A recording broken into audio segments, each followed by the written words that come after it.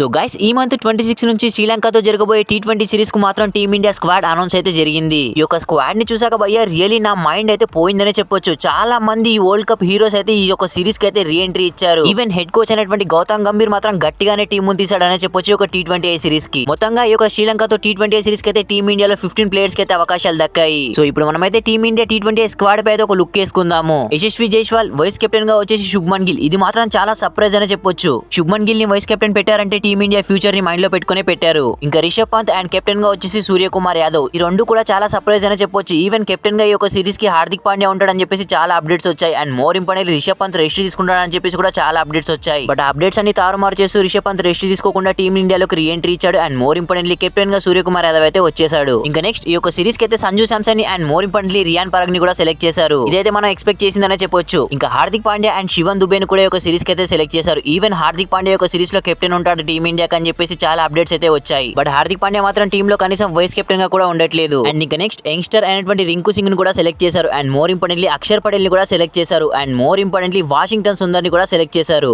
ఇంకా నెక్స్ట్ రవి బిష్ణోయ్ ని కూడా ఒక సిరీస్ కి అయితే సెలెక్ట్ చేశారు. అండ్ ఇంకా బౌలింగ్ యూనిట్ లో మాత్రం ఖలీల్ అహ్మద్, హర్షదీప్ సింగ్, మొహమ్మద్ సిరాజ్ ని అయితే ఒక సిరీస్ కి సెలెక్ట్ చేశారు. Even Mohammed Siraj and Arshdeep Singh bowling combo మాత్రం శ్రీలంక బ్యాటర్స్ యొక్క T20 సిరీస్ లో మాత్రం చుక్కలు చూపిస్తారు. ఈవెన్ మొహమ్మద్ సిరాజ్ కి అయితే మంచి రికార్డ్స్ అయితే ఉన్నాయి శ్రీలంకన్ క్రికెట్ టీం పై. సో ఇదే team India 15 members squad for Sri Lankan T20 series. Really భయ్యా ఈ యొక్క స్క్వాడ్ లో మాత్రం చాలా అంటే చాలా సర్ప్రైజ్లు అయితే ఉన్నాయి. ఈ యొక్క సిరీస్ కి అయితే చాలా మందికి రెస్ట్ ఇస్తామని చెప్పేసి అన్నారు, కానీ వాళ్ళందరినీ టీమ్ లోకి గౌతమ్ గంభీర్ తీసుకొచ్చాడు. రియల్లీ గౌతమ్ గంభీర్ టైం తీసుకున్నా కానీ చాలా అంటే చాలా మంచి టీం అయితే పట్టుకొచ్చాడు. సో ఇంకా ఎటువైపు చూసుకున్నా కానీ team India squad very strong గా కనిపిస్తుంది. ఈవెన్ ఓడిఐ స్క్వాడ్ కూడా రిలీజ్ చేశారు, అది మనం నెక్స్ట్ వీడియోలో అయితే చూద్దాము. ఈవెన్ ఈ యొక్క T20 స్క్వాడ్ కంటే ఒక ఓడిఐ స్క్వాడ్ చాలా అంటే చాలా ఇంట్రెస్టబుల్ గా ఉండబోతుంది. చాలా మంది వరల్డ్ కప్ హీరోస్ అయితే కంబ్యాక్ చేశారు. సో ఈ యొక్క T20 స్క్వాడ్ లో మీరు ఎవరన్నా మిస్ అవుతున్నారా? కింద కామెంట్ సెక్షన్ లో కామెంట్ అయితే చేయండి. ఈ యొక్క స్క్వాడ్ ఎలా ఉందో కూడా కామెంట్ చేయండి. వీడియో నచ్చితే ప్లీజ్ అన్న లైక్ చేసి మన ఛానల్ తప్పకుండా సబ్స్క్రైబ్ అయితే చేసుకోండి.